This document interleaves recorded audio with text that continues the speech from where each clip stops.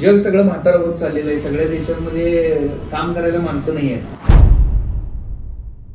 आणि भारतामध्ये इतका मोठा युथ आहे आणि त्यांच्यामध्ये ती क्षमता प्रचंड आहे.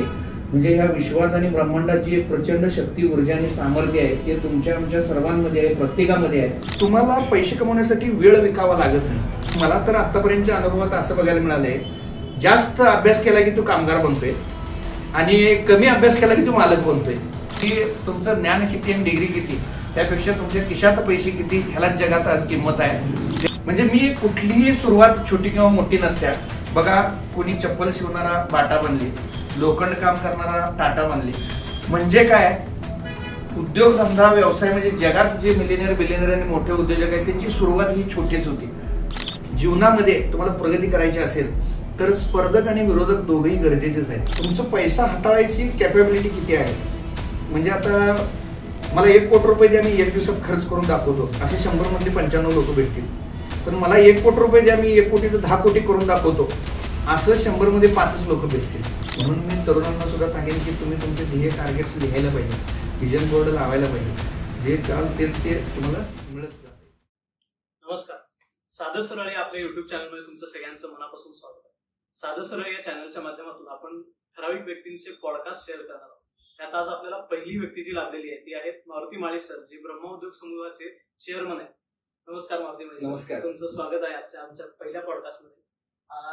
तुमचा जास्त वेळ न घेता थोडंसं इंट्रोडक्शन तुमच्याबद्दलचं सांगतो आणि आपण आपल्या प्रश्नोत्तरांना सुरुवात करतो. नक्कीच. मारुती माळी सरांची सुरुवात अगदी छोट्या एका मेडिकल पासून झालेली आहे. तिथून आज त्यांनी ब्रह्मा उद्योग समूहाचा एक मोठा प्रवास साकारलेला आहे. तर या प्रवासाबद्दलची माहिती आपण सरांसोबत बोलून डिस्कस करणार आहोत, त्यांचे विचार जाणून घेणार आहोत. तर आपण फार वेळ न घालवता डायरेक्ट पॉडकास्टला सुरुवात करू.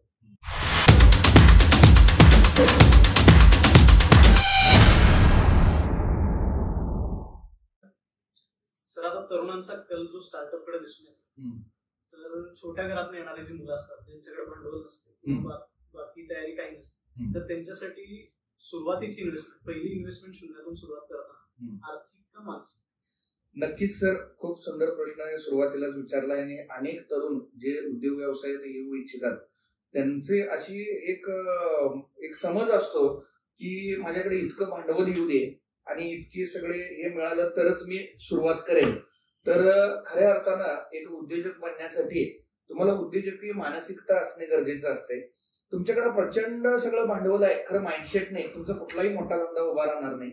आणि तुमच्याकडे काहीही नाही आहे पण तुमची तीव्र इच्छाशक्ती आहे, बर्निंग डिझायर आहे, माइंडसेट आहे, तर नक्कीच किती मोठ्यातला मोठा उद्योग हा उभा राहू शकतो. हा माझाही अनुभव आहे. जसं की तुम्ही सुरुवातीलाच परिचयामध्ये सांगितलं की माझं डी फार्मसी शिक्षण घेत असताना म्हणजे सगळंच शालेय शिक्षण कमवा आणि शिका अशा पद्धतीने माझं झालेलं होतं. आणि शाळा शिकण्याबरोबर पैसे कमवण्याचं ज्ञान किंवा हे समाजाचं जीवनाचं जगण्याचं ज्ञान आम्ही घेत असल्यामुळे तो एक माइंडसेट आमचा तयार झालेला. आणि आमची अगदी 5-10 हजार गोळा करायची सुद्धा क्षमता व्यवसाय सुरू करताना नव्हती, पण तीव्र इच्छाशक्ती असली. जसं शाहरुख खानचा डायलॉग आहे की अगर किसी चीज को तुम कायनात से चाहो तो पूरी दुनिया उसे मिला देने में लग जाती है.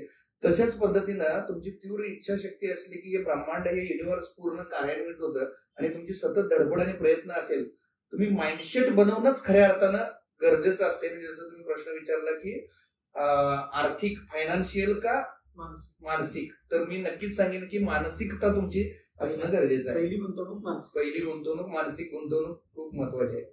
व्यवसाय करताना सर आपण बघतोय की आपली टीम जेवढी मजबूत असेल किंवा टीम जेवढी एकदम कॅपेबल असेल त्या बेसिसवर आपला बिझनेस उभा राहतो. नक्कीच. माणसांमधली गुंतवणूक किती महत्वाची? खरंच सर, आपण जर कुठल्याही व्यवसायामध्ये विचार केला, मशीन आणि माणसं, तर मशीन ठराविक एक त्याचं लेवल फिक्स असते, पण प्रत्येक माणसांमध्ये हे अनलिमिटेड पोटेन्शियल आहे.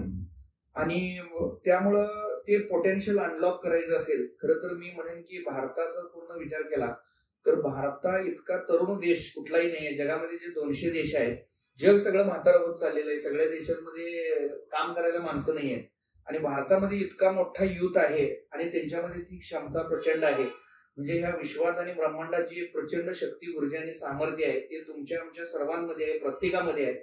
तर ते पोटेन्शियल अनलॉक होणं खऱ्या अर्थानं गरजेचं आहे असं मला वाटतं. व्यवसाय एकदा सुरू झाला की त्याकडे बघताना कशा माइंडसेटने बघावं. धंदा म्हणजे स्पर्धा ही सेवा. नाही, खऱ्या अर्थानं तुम्ही कुठलाही व्यवसाय सुरू केला तरी त्या व्यवसायात उत्तमातली उत्तम सेवा मी कसा देऊ शकतो किंवा लोकांची समस्या सोडवणं म्हणजे व्यवसाय आहे. प्रत्येक ग्राहक हा त्यांच्या समस्यांचं उत्तर तुमच्यामध्ये शोधत असतो. तुम्ही वस्तू सेवा संकल्पना कुठलाही व्यवसाय करत असा आणि तुम्ही त्यांचा प्रॉब्लेम मी अधिक चांगल्या पद्धतीनं कसं सोडवू शकतो अशा अँगलनं तुम्ही सेवा जर दिला तर तुम्हाला मेवा हा मिळणारच. जसं की आपण शाळेमध्ये ज्ञान आणि गुण आपण काय वाढवण्याचा प्रयत्न केला पाहिजे, ज्ञान वाढवण्याचा प्रयत्न केला पाहिजे. ज्ञान जर तुम्ही वाढवला तर गुण हे तुम्हाला द्यावेच लागतात. तसं जर सेवा जर तुम्ही दिला मनापासून तर मेवा तुम्हाला मिळणारच आहे. त्यामुळं प्रॉफिटवर फोकस न करता तुम्ही सेवा उत्तमातली उत्तम देण्यावर फोकस केला की प्रॉफिट हे मिळणारच आहे, लक्षात घ्या. हा, तर हे अत्यंत महत्वाचा मुद्दा आहे. आणि काम करत असताना सुद्धा मला तुम्हाला अनेक गोष्टी सांगायची म्हणजे कसं आहे,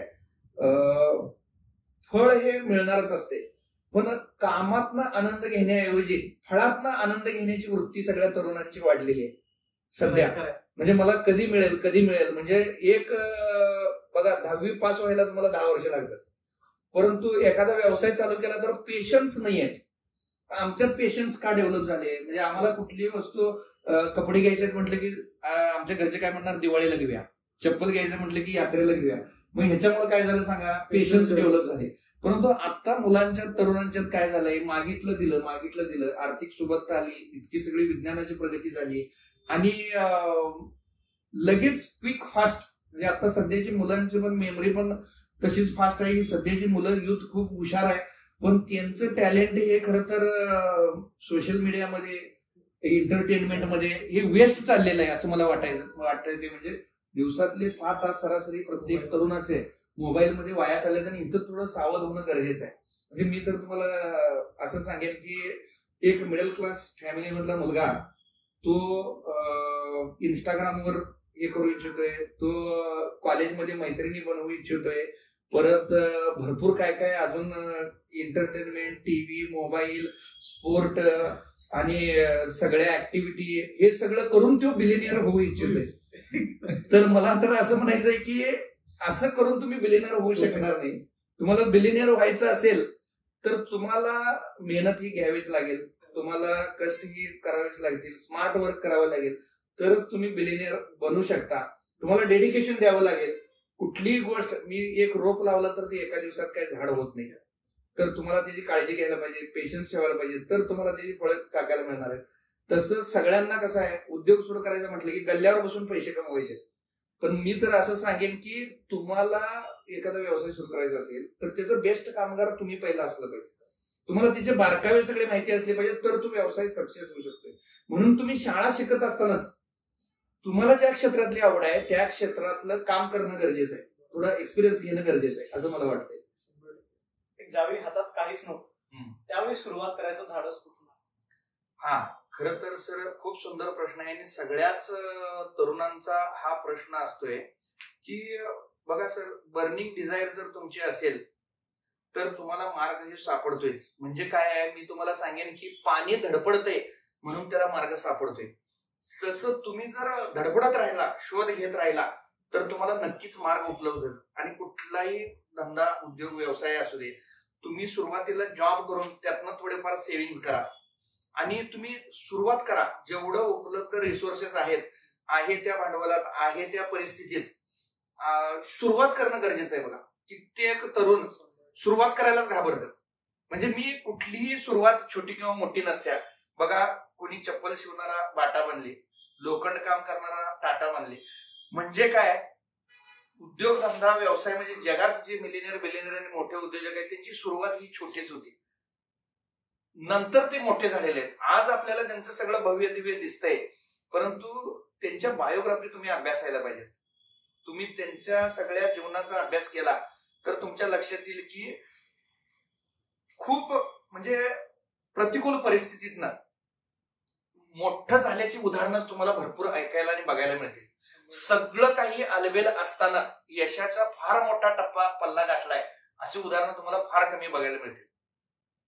त्यामुळं तरुणांनी म्हणजे आज सगळ्याच तरुणांना मी सांगू इच्छितो की तुम्हाला कुठल्या क्षेत्रात व्यवसाय करायचा आहे, तुम्ही निरीक्षण, परीक्षण आणि कृती, जसं मी तुम्हाला सांगितलं, तुम्ही त्याचं बेस्ट कामगार असायला पाहिजे. कुठलाही व्यवसाय तुम्ही करणार असला त्याचं बेस्ट कामगार तुम्ही पहिला असायला पाहिजे.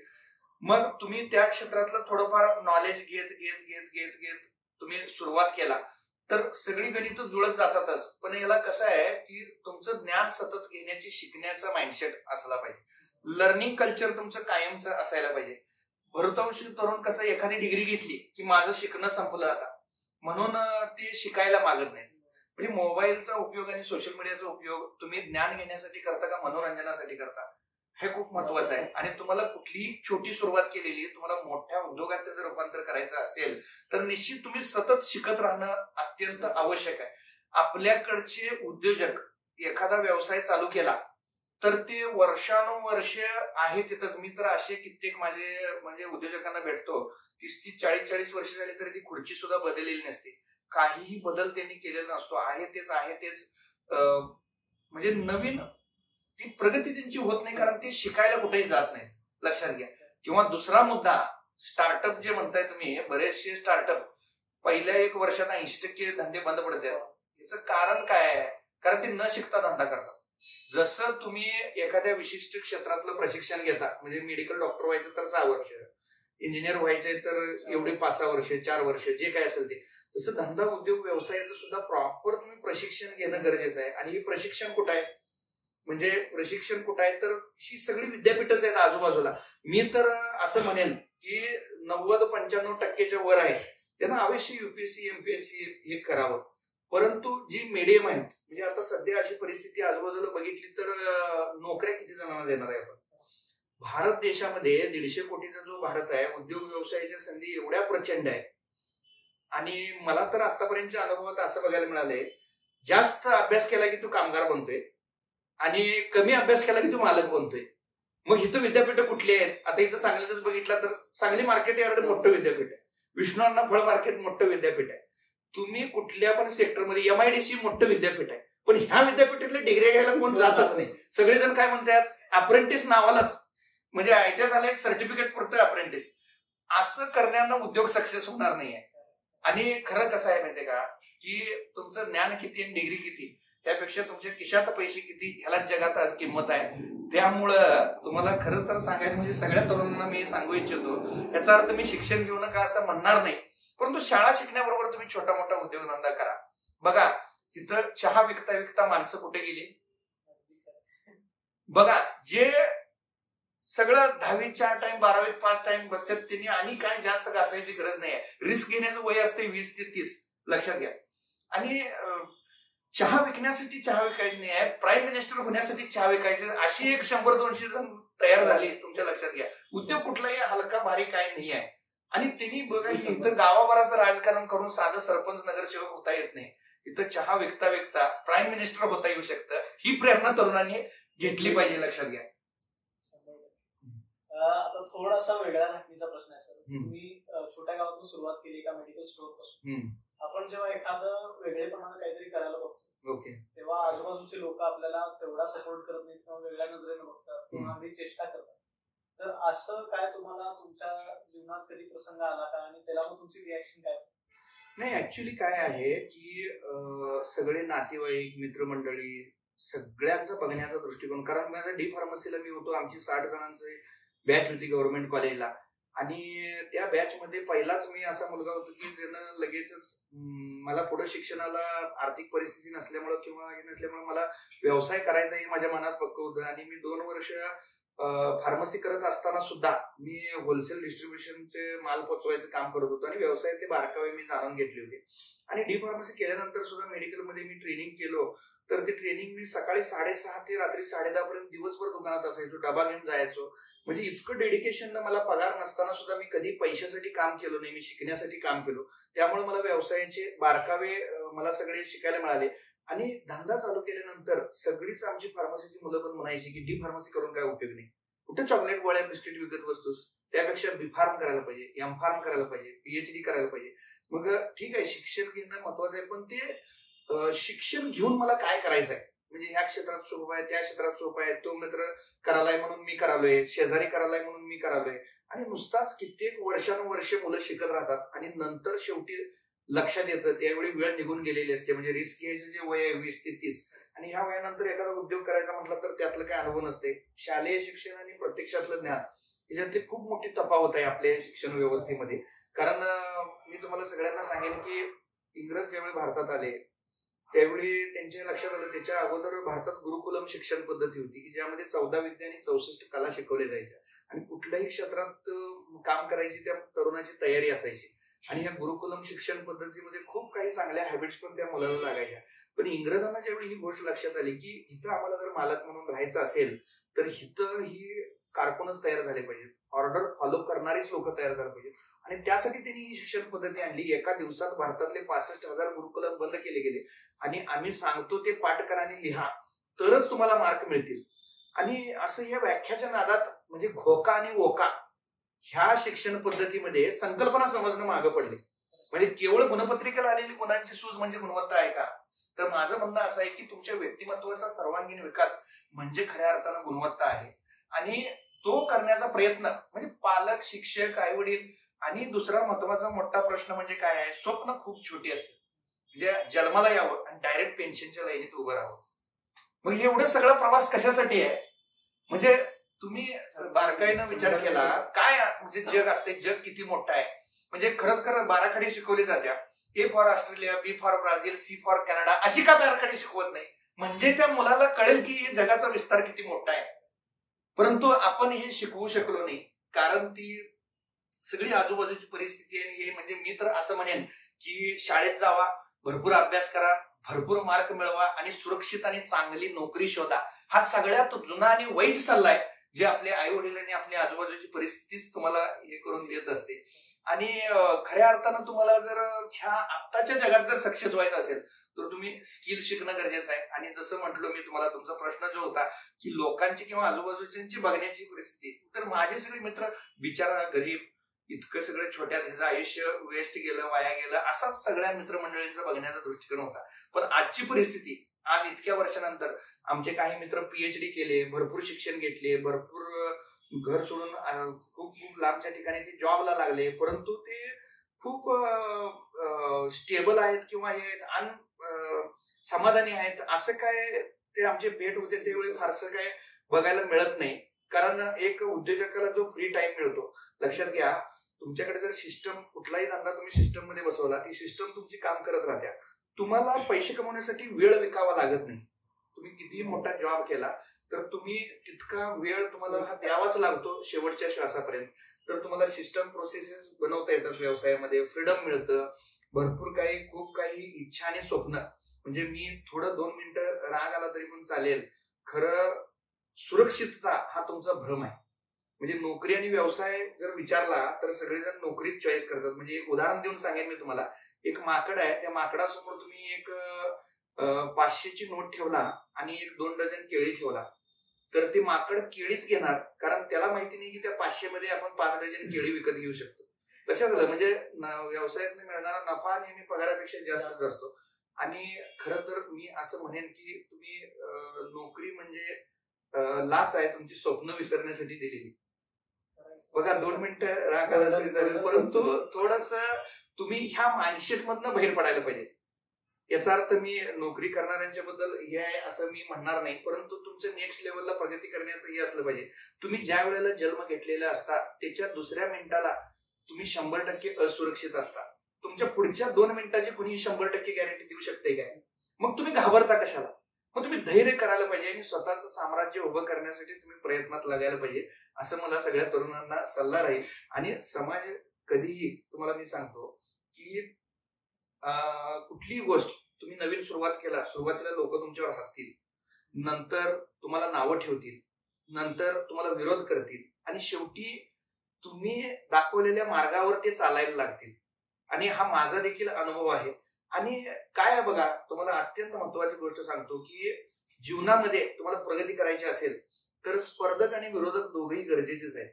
स्पर्धक नेहमी तुम्हाला गतिशील आणि क्रियाशील बनवतोय आणि विरोधक नेहमी तुम्हाला सतर्क आणि सावधान ठेवते. आणि हे दोघं मिळून तुमच्या प्रगतीला पोषक वातावरण तयार करतात. आणि हे निर्माण करायला काही तुम्हाला कष्ट घ्यावे लागत नाही. तुम्ही फक्त तुमचं काम करत राहा, सक्सेस व्हा. तुम्हाला हे समाज फुकटात देणार.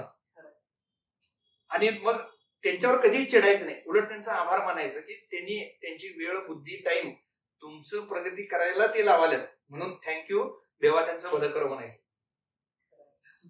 याच ह्याला धरून अजून एक प्रश्न होता, अपयश आणि अपमान यांच्याकडे कसं बघावं आणि त्यातून काय शिकावं? ग्रेट, खूप चांगला प्रश्न आहे. की अपयश, पहिला प्रश्न तुम्ही विचारला की अपयश आलं तर जगावेगळं काय घडलं असं नाही आहे. जगात आजवर जी लोक मोठी झालेली आहेत ती अपयशाच्या माथ्यावर पाय देऊनच यशाच्या शिखराकडे गेलेली आहेत. अपयश आलं त्याला कारण म्हणजे आपलं प्रयत्न कमी पडलं किंवा ते योग्य दिशेनं झालं नाहीत. म्हणून परत जिद्दीनं चांगलं मार्गदर्शन घेऊन परत प्रयत्नांचीच कास धरली पाहिजे. कारण जसं सद्गुरू म्हणतात आमचे की देवासकट सर्व काही प्राप्त करून देण्याचं सामर्थ्य प्रयत्नात आहे. म्हणून प्रयत्न हे रत्न देवापेक्षाही श्रेष्ठ आहे. जगात कुठलीही गोष्ट अशक्य नाहीये. त्यामुळं अपयश आलं म्हणून अजिबात खचून जायचं नाही. कारण सुरुवात नंतर जी करणार असता तुम्ही ती काय तर अनुभवातनं होत असते. मग त्याच्याकडे एक इन्व्हेस्टमेंट म्हणून तुम्ही बघायचं. आणि अपमान जो म्हणताय तुम्ही, अपमान हा जीवनामध्ये प्रेरणा म्हणून उपयोग करायचा असतो. कधी अपमानाचा बदला भांडण करून नव्हे तर समोरच्या पेक्षा जास्त यशस्वी होऊन घेतला जातो असं मी म्हणेन तुम्हाला. कारण एक प्रेरणा आणि मोटिवेशन म्हणून तुम्ही जर त्याच्याकडे बघितला की ते मी करून दाखवीनच, तर निश्चितपणानं माझ्या जीवनामध्ये असे खूप अनुभव आहेत की हे ह्याच्याकडनं काय होतंय, हे असं केलंय, म्हणजे सगळ्यात वाईट अपमान जो झालेला आहे ती सगळ्यात मोठी प्रेरणा म्हणून मी जीवनात उपयोगात आणली आणि हे सगळं साम्राज्य उभं झालं. प्रवास हा मोठा आहे तुमचा बराच, तर या दरम्यान समजा अशा पण गोष्टी होतात की काही वेळा आपल्याला अगदी लो फील होतं, निगेटिव्हिटी येते किंवा माइंडसेट डाऊन होतो. तर अशा वेळी एखादा असा प्रसंग की जेव्हा असं वाटलं की बाबा सगळं सोडून द्यावं, किंवा एखादा असा प्रसंग की आता वाटलं की आता हे कम्प्लीट केल्याशिवाय थांबायचंच, असा एखादा प्रसंग काय आहे? सर कसं आहे की ह्या सगळ्या प्रवासामध्ये खूप काही अनुभव आले, परंतु लो फील होणं, निगेटिव्ह फील होणं, मी एक स्वतःला खूप भाग्यवान समजेन किंवा आमच्या आईचं पुण्य म्हणेन की मला खूप कमी वयामध्ये एक व्यवसाय आणि अध्यात्माचा फार जवळचा संबंध लागतो. तुम्हाला मटेरियल डेव्हलपमेंट मध्ये या भौतिक जगामध्ये यशस्वी व्हायला तुम्हाला स्पिरिच्युअल नॉलेज एकदम परफेक्ट असावं लागतं तुम्हाला. आणि मला सद्गुरू श्री वामनराव पै यांच्या ज्ञानाचा माझ्या जीवनाला स्पर्श झाला. चिंतन हाच चिंतामणी हा कार्यक्रम लागायचा. मी 9वी-10वीला त्यावेळी होतो सांगली आकाशवाणी केंद्रावर, आणि ते 3 वर्ष सलग मी भाग लिहून घेतले होते. तूच आहेस तुझ्या जीवनाचा शिल्पकार, हे एक महावाक्य, आणि त्याच्यावर सद्गुरू श्री वामनराव पै यांनी जी एक जीवन जगण्याची कला शिकवलेली आहे. त्यांचे 28 ग्रंथ प्रकाशित आहेत आणि 5000 वर्षापासूनचं ऋषीमुनींचं तत्वज्ञान, सगळ्या संतांची शिकवण, त्यांना जीवनात येणारे अनुभव आणि त्यावर त्यांनी गाढ आणि सखोल चिंतन करून जी ज्ञान आणि साधना निर्माण केल्या ती इतकी जबरदस्त आहे की त्यामध्ये जी विश्व प्रार्थना सांगितलेली आहे, हे ईश्वरा सर्वांना चांगली बुद्धी द्यायला मिळेल, सर्वांना सुखात आनंदात ऐश्वर्यात ठेव, सर्वांचं भलं कर, कल्याण कर, रक्षण कर, आणि तुझे गोड नाम मुखात अखंड राहू दे. माझ्या जीवनामध्ये ज्या ज्या वेळी असे काही गोष्टी, घटना, प्रसंग आले त्या वेळी मी ती प्रार्थना म्हटली. कसं आहे, निगेटिव्ह गोष्टीचं जास्त चिंतन करू नये. म्हणजे कसं असते, जनरली माणसाला आपलं दुःख देखणं करायची सवय आहे आणि त्याच्याच चर्चा करत राहिल्यानं तीच गोष्ट जीवनात वाढते, लॉ ऑफ अट्रॅक्शन नुसार.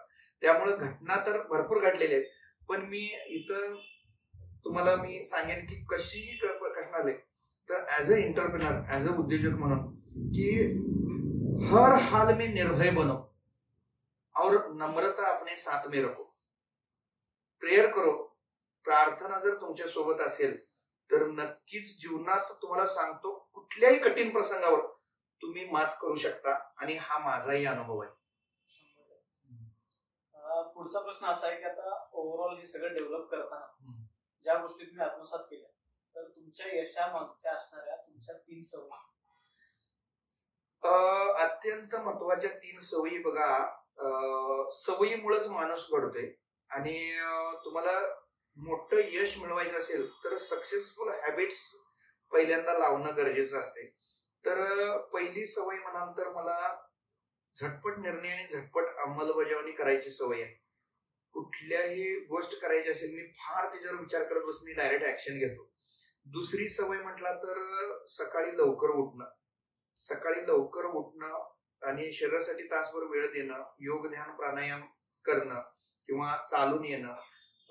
आणि तिसरी सवय म्हटला तर वाचनाची आणि मोठ्या लोकांना भेटण्याची सवय. तर मी ह्या 3 सवयींवर तुम्हाला विशेष थोडं प्रेस करायला हे व्हायला, कारण बघा जगामध्ये एवढे 84 लाख जीव आहेत पृथ्वीवर, त्यामध्ये माणूस हा सुद्धा एक प्राणीच आहे. पण माणूस सोडला तर कुठल्याही प्राण्याला औषध लागत नाही, कारण ते सगळे निसर्ग नियमानुसार जगतात.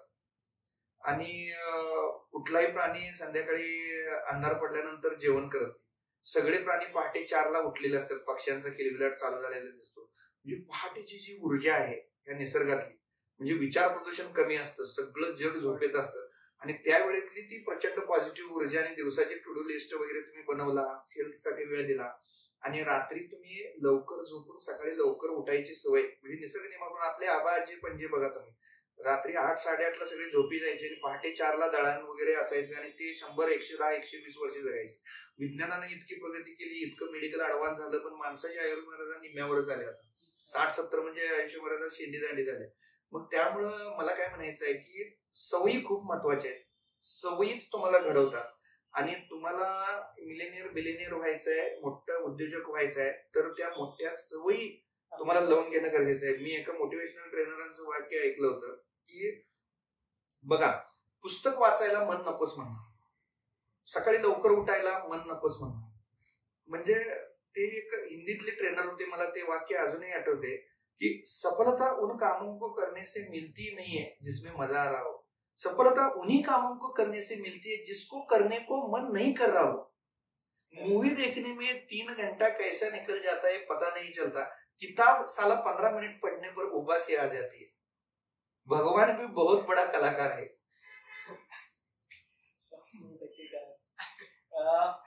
याच ह्याच्यामध्ये तुमच्या आयुष्यातील अशा आदर्श व्यक्ती, तुमच्या आयुष्यातील आदर्श व्यक्ती कोण आणि त्यांच्याकडून तुम्ही काय? तसं जर विचार केला, आदर्श व्यक्ती माझ्या आयुष्यातील म्हटलं भरपूर जण आहेत. म्हणजे माझ्याकडे भरपूर मोठी यादी आहे की ज्यांची मी अत्यंत कृतज्ञता व्यक्त करू इच्छितो की मला माझ्या आयुष्यात भेटलेले, म्हणजे अगदी बालपणी माझी आई म्हणजे पूर्ण अशिक्षित आहे, ती माझी पहिली गुरु.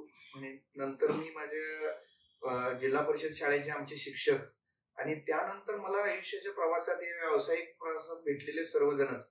परंतु यामध्ये सुद्धा तुम्ही जर आणि महापुरुष जर म्हटलात तर छत्रपती शिवाजी महाराज ही एक नेहमीच एका उद्योजकासाठी खूप प्रेरणादायी आहेत, आदर्श आहेत. आणि अत्यंत महत्वाचे म्हणजे मी सांगितले की सद्गुरू, जीवनामध्ये गुरुची अत्यंत आवश्यकता आहे. कुठली कला ज्ञान शिकायचं असेल तर सद्गुरू श्री वामनराव पै हे एक माझे प्रेरणादायी, कारण माझं जीवनच जे घडलेलं आहे, जीवनाचा प्रवास की मनासारखं घडावं असं सगळ्यांना वाटत असते. इच्छा स्वप्न पूर्ण व्हावी आणि त्यासाठी धड पडेपर्यंत धडपड चाललेली असते. खरं जीवन म्हणजे नक्की काय आहे याची क्लॅरिटी जी दिली सद्गुरूंनी, प्रत्येकाला मी आवाहन करेन की जीवन विद्या मिशनचे सगळे ग्रंथ वाचावेत, त्यांचे कोर्सेस करावेत. खूप सुंदर सुंदर कोर्सेस आहेत. 16वं वरीस मोक्याचं तरुणांसाठी कोर्स आहे. उत्कर्ष म्हणजे विद्यार्थ्यांसाठी कोर्स आहे, विद्यार्थ्यांना मार्गदर्शन जीवन विद्येचे.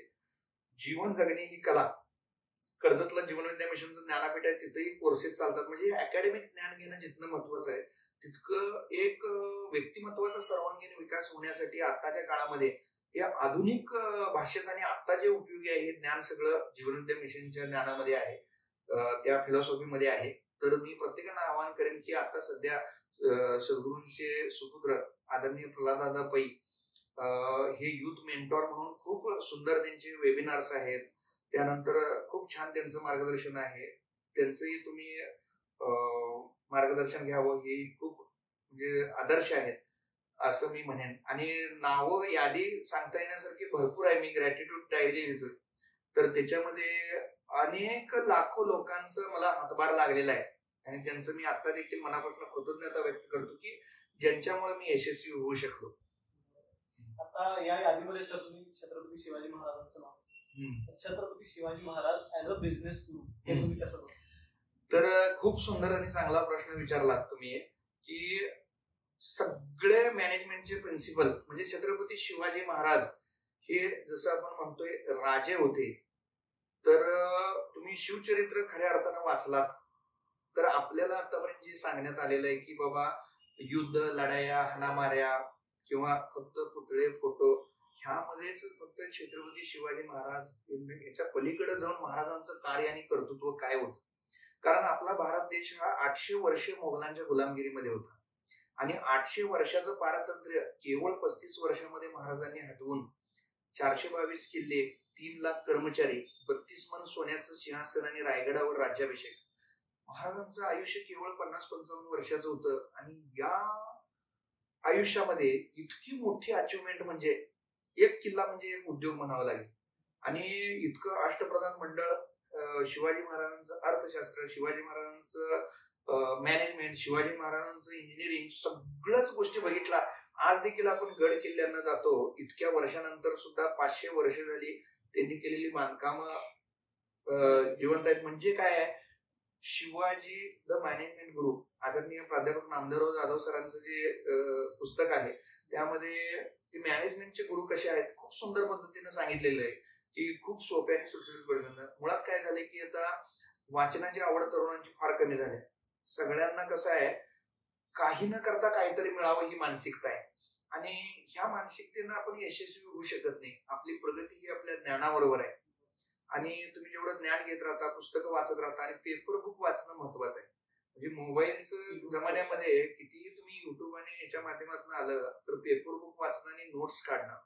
कारण लिहिण्यामध्ये म्हणजे माझं तर आता मी इतकं चांगल्या पद्धतीने सगळे विषय मांडू शकतो याचं कारण म्हणजे मला ते अगदी 25 वर्षाला आज माझी सवय आहे की डायरी लिहिणं किंवा आता रेडिओ ऐकतोय, रेडिओ बरोबरीनं रेडिओ बोलतो त्याच पद्धतीने गतीनं मी लिहायची सवय.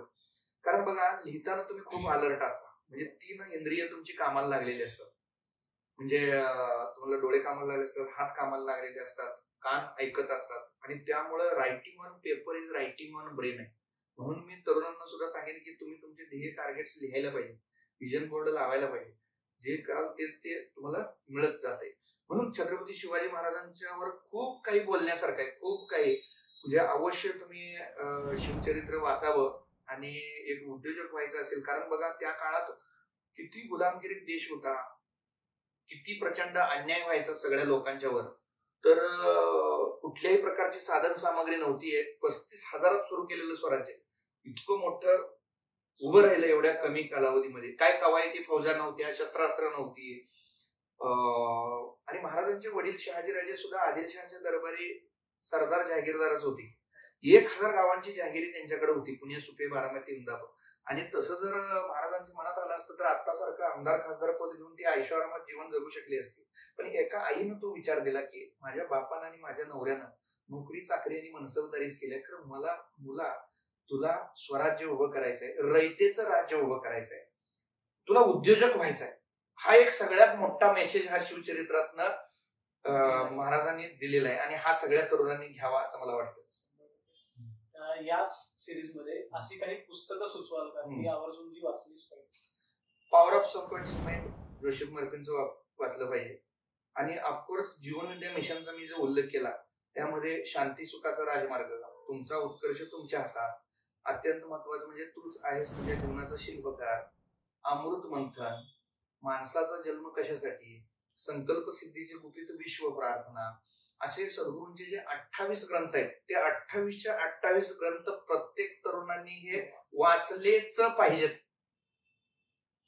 अर्क आहे तो, म्हणजे 5000 वर्षापासून तर ऋषीमुनी तत्वज्ञानाचा अर्क काढून सद्गुरूंनी अगदी पंचपक्वानाचं ताट समोर दिलेलं आहे आणि ते प्रत्येक तरुणांना प्राशन केलंच पाहिजे.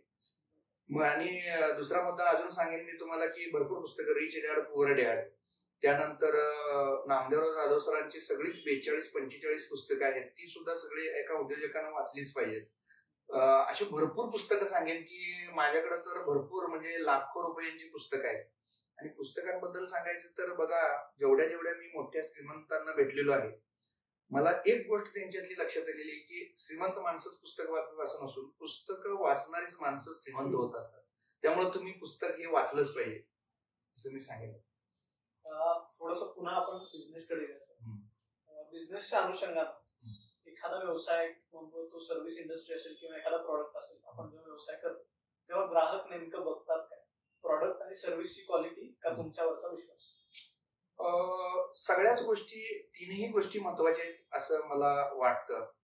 तुम्ही प्रोडक्ट सगळ्यात पहिल्यांदा चांगला बनवलाच पाहिजे, सर्व्हिस पण चांगली दिलीच पाहिजे, आणि ह्या दोन गोष्टी तुम्ही चांगल्या केलात तर तुमची विश्वासार्हता संपादन होत असते. आणि त्यामुळं डोंट गो फॉर शॉर्टकट असं मी सांगेन की जे मी काम करालोय त्याच्यामध्ये टॉपची कोण व्यक्ती आहे त्यांचा आदर्श डोळ्यासमोर ठेवून मी बेस्ट कसं देईन प्रोडक्ट, त्यानंतर मी सर्व्हिस किती चांगल्यात चांगली देऊ शकतो, आणि ह्या गोष्टीतनं आपोआप विश्वास हा बनत जातच असतो. म्हणजे ग्राहकाच्या विश्वासाला तडा जाईल अशा कुठल्याही गोष्टी आपल्याकडनं होता कामा नयेत. काही वेळी ग्राहक सुद्धा वेगवेगळ्या प्रकारचा असतो, पण नेहमी किती थोडं सहनशीलता पाहिजे, नम्रता पाहिजे, आणि ग्राहकाचं जरी चूक असलं तरी त्याला बरोबर म्हणण्याचं हे पाहिजे. कधी त्याला क्रॉस करायला आपण जाता कामा नये. आपण व्यवसाय जर मोठा करायचा आहे तर कस्टमर हा देव आहे, ग्राहक देवो भव आपल्या संस्कृतीमध्ये जसं म्हटलेलं आहे तसं नम्रतेनं, शांततेनं, विनम्रतेनं, आणि तो चुकीचं असलं तरी त्याला ते ऍक्सेप्ट करून तुम्ही कुठल्याही प्रकारे वादविवाद किंवा संघर्ष असं टाळणंच एका उद्योजकाच्या दृष्टीनं हिताचं असतं असं मला वाटतं. आता एक एकदम वेगळा प्रश्न की पैशाची जर्नी सुरू झाली, बिझनेस सुरू झाला, इन्कम सुरू झालं, अर्निंग सुरू झालं, इक्विटी बसायला होती, तर पैसा कमवणं सोपं का टिकवणं सोपं? ऍक्च्युअली काय आहे बघा, पैसा कमवणं आणि पैसा हाताळणं ह्या दोन्ही वेगवेगळ्या गोष्टी आहेत. आणि तुमची पैसा हाताळण्याची कौशल्य जर कमी दर्जाची असतील तर जगातला सगळा पैसा सुद्धा तुम्हाला वाचवू शकत नसतो. तुम्ही तुमच्या आजूबाजूला पण काही उदाहरणं बघत असता की अचानक जमीन जुमला विकला, अचानक पैसे आले आणि अचानक ते श्रीमंत झाले असं म्हटलं तर ते पात्रता जर नसेल तर ते पैसे आपल्याकडे राहत नाहीत. उदाहरणार्थ आता एक 250 ml चा ग्लास आहे, त्याच्यात 5 लिटर पाणी ओतलं तर बसणार नाही. तर प्रत्येकाची एक कॅपॅसिटी असते, क्षमता असते, आणि ज्याचं जेवढं पात्र आहे तेवढाच पैसा त्याच्याकडे शिल्लक राहतो आणि ते निघून जातो. म्हणजे कोण बनेगा करोडपती मधले ते बिहारचे सुशील कुमारने काही करोड रुपये जिंकले होते, पण 3च वर्षामध्ये त्यांच्याकडनं सगळी संपत्ती निघून गेली. ह्याच्या अजून जरा खोलात जाऊन मी सांगेन की तुमचं पैसा हाताळायची कॅपेबिलिटी किती आहे. म्हणजे आता मला 1 कोटी रुपये द्या, मी 1 दिवसात खर्च करून दाखवतो, असं 100 मधली 95 लोक भेटतील. पण मला 1 कोटी रुपये द्या, मी 1 कोटीचं 10 कोटी करून दाखवतो, असं 100 मध्ये 5च लोक भेटतील. म्हणून जगातली 95% संपत्ती 5% लोकांकडे आहे. म्हणजे काय याचा अर्थ, पैसा कमवण्याबरोबर पैसा हाताळण्याचं स्किल सुद्धा शिकणं खूप महत्वाचं आहे. म्हणजे मी आलेला पैसा गुंतवणूक करून पैसा निर्माण करणारी मी संपत्ती कशी निर्माण करतो. म्हणजे तुम्ही अचानक कुठनं तर पैसे आलं, मी म्हटल्यासारखं जमीन जुमला विकला, काय तर धनलाभ झाला, लॉटरीत पैसे जिंकले, काय झाले म्हणजे तुम्ही श्रीमंत झाला असं नाही. ते पैसे सांभाळायला सुद्धा तुमच्याकडे एक वेगळं ज्ञान आणि बुद्धी लागते. म्हणजे मी काही मोठं हे झालं तर मी पहिला पुस्तकं आणतो, म्हणजे माझी लायकी नाही तेवढं सांभाळायची, तर ती लायकी मी ऍटलिस्ट बनवू ह्यासाठी मी आणि परत वाचन करतो आणि माझी कॅपॅसिटी आणि पात्र मोठं करत असतो. आता थोडासा वेगळ्या पद्धतीचा प्रश्न, मेंटल स्ट्रेंथ बऱ्याच जणांची वीक पडते किंवा हे चालू असताना कौटुंबिक जबाबदारी असतील किंवा अजून काही गोष्टी असतील, याच्यामुळे थोडंसं लक्ष डायव्हर्ट होणं किंवा या गोष्टी घडतात. तर वर्क लाईफ बॅलन्स कसा मेंटेन करावा, कुटुंब आणि व्यवसाय दोन्ही सांगणं कशी आहे? डिस्ट्रॅक्शन सध्या खूप आहेत, आणि वर्क लाईफ बॅलन्स मेंटेन करायचा असेल तर जीवन जगण्याची कला शिकणं महत्वाचे आहे. आणि मी परत त्याच मुद्द्यावर येतो, आणि हे जीवन विज्ञान मिशनच्या ज्ञानामध्ये आणि त्या कोर्सेसमध्ये सगळं शिकवलेलं आहे तुम्हाला. जीवन जगण्याची कला, कसं तुम्ही बॅलन्स साधायचा, म्हणजे उत्कर्ष आणि उन्नती दोन्ही अंगाने प्रगती कशी साधायची. तुम्ही जीवनात सगळ्या गोष्टींना तुम्हाला वेळ देता आला पाहिजे आणि वेळेवर देता आला पाहिजे. म्हणजे हे जीवन कसं आहे बघा, जीवन जगणं ही एक कला आहे. आता ती कुठल्या तर म्हणजे चांगल्या आत्मज्ञानी गुरूंकडनं तुम्ही शिकूनच घ्यायला पाहिजे. आता बघा, पेटी वाजवणे ही कला आहे. मी जर गुरूंकडनं शिकून घेतलो आणि वाजवायला बसलो तर आवाज बेसूर निघणार. पोहणं ही एक कला आहे. मी शिकूनच घ्यायला पाहिजे कोणाकडनं. तर शिकलो नाही आणि सगळं शानपण घेऊनच मी जन्माला आलोय म्हणून मी पाण्यात उडी मारलो तर मी बुडणार, गटांगळ्या खाणार. तसं माणसाची परिस्थिती झालेली आहे की माणसाला आणि तरुणानंतर विशेषतः मला काही याची गरज नाही, हे अध्यात्म काय असते, हे सगळं म्हातारपणी करायचं असते, ह्या अशा माइंडसेटमध्ये तरुण जीवनभर असं धडकत धडकत धडकत खस्ता खात राहतो. तर मी सगळ्याच तरुणांना या पॉडकास्टच्या माध्यमातून सांगेन की तुम्ही सगळी जीवनविद्येची पुस्तकं वाचावीत, तुम्ही सगळे कोर्सेस करावेत. जीवनात तुम्ही एखादी डिग्री आणि अकॅडमिक ज्ञान घ्यायला जितकं महत्व देता, प्रायोरिटी देता, तेवढंच महत्व तुम्ही जीवन जगण्याची कला शिकायला जर दिलात तर तुम्हाला वर्क लाईफ बॅलन्स परफेक्ट साधता येईल. म्हणजे मी माझ्या जीवनात सगळ्याच गोष्टी माझ्या मनासारख्या झालेल्या. म्हणजे मी साधारण वयाच्या 18-19व्या वर्षी व्यवसाय चालू केला. माझं 21-22व्या वर्षी लग्न झालं. आता माझा मुलगा 10वीला गेलाय. म्हणजे माझ्या वयाच्या 37-38व्या वर्षी मुलगा 10वी पास झाला आता. म्हणजे आणि सगळंच गाडी, बंगला, अमुक तमुक जे कॉमन स्वप्न असते सगळ्या तरुणांचं, मी लाईफ मध्ये हे करणार, तर हे वेळेत होणं सुद्धा महत्वाचं आहे. आता माझे 4-5 परदेश दौरे पण झालेले आहेत. दरवर्षी एक देश फिरायचं आम्ही हेच ठेवलंय आणि प्रत्येकडनं काय तर लर्निंग करून खूप मोठं विजन आम्ही बघितलेलं आहे. साधारण 2030 पर्यंत 1 लाख लोकांना मला काम द्यायचंय. आणि ह्या भारतामध्ये म्हणजे एक राष्ट्रनिष्ठ, ध्येयनिष्ठ आणि स्वावलंबी युवा पिढी या बुलंद भारत निर्माणासाठी कशी मला घडवता येईल असा एक माझा उद्देश आहे. या पॉडकास्ट मधून सुद्धा मी तरुणांसाठी प्रेरणादायी याच गोष्टी सांगतोय की ऑल पॉवर्स विदिन यू आणि I am responsible for everything. दोनच गोष्टी तुम्ही लक्षात घेतला तर प्रत्येक तरुण सक्सेस होऊ शकतो. एखादं सक्सेस जर मिळालं तर आपण काय, तरुण काय म्हणतात, मी केलो. परंतु अपयश आलं तर त्याला हे कारण आहे, ते कारण आहे, आईवडिलांचं कारण आहे, हे अमुक तमुक तमुक तमुक, म्हणजे हे चुकीचं आहे. I am responsible for everything आणि सद्गुरू म्हणतात तूच आहेस तुझ्या जीवनाचा शिल्पकार. ह्या अँगलनं तुम्ही जीवनाकडे बघितलं पाहिजे. मी परवाच एक युट्यूबला बघत होतो, MBA चायवालाचा एक व्हिडिओ आहे की त्यांनी असं म्हटलेलं आहे की धंद्यामध्ये अपयश आल्यानंतर लोक किंवा तरुण मुलं, आत्ताची सध्या तरुण आहे, आई वडिलांना दोष देतात, सिस्टीमला दोष देतात, त्या धंद्याला दोष देतात. धंदा कधी चुकत नसतोय, आपणच कुठेतरी कमी पडत असते. त्यावेळी त्यांचं एक वाक्य आहे की पहली बार जब दारू पीने गए तो पूछा था क्या माँ बाप को, पहली बार जब छेड़खानी करने गए तो पूछा था क्या माँ बाप को, तब अब क्यों तू माँ बाप को हे कर रहा है. तर ही अत्यंत महत्वाचं आहे. ह्याच्यातनं बोध घेतला पाहिजे प्रत्येक तरुणांनी, असं मला वाटतंय. आर्थिक समृद्धीसोबत मानसिक स्वास्थ्य कसं जपायचं? नक्कीच आर्थिक समृद्धीसोबत मानसिक स्वास्थ्य जर तुम्हाला जपायचं असेल तर तुम्हाला परत आणि तिथंच येते की जीवन जगण्याची कला शिकणं गरजेचं आहे. तुम्हाला मी कोण आहे हे समजणं गरजेचं आहे. आनंद कुठं आहे हे कळणं गरजेचं आहे. देव, परमेश्वर, ईश्वर ही संकल्पना काय आहे हे तुम्हाला कळणं गरजेचं आहे.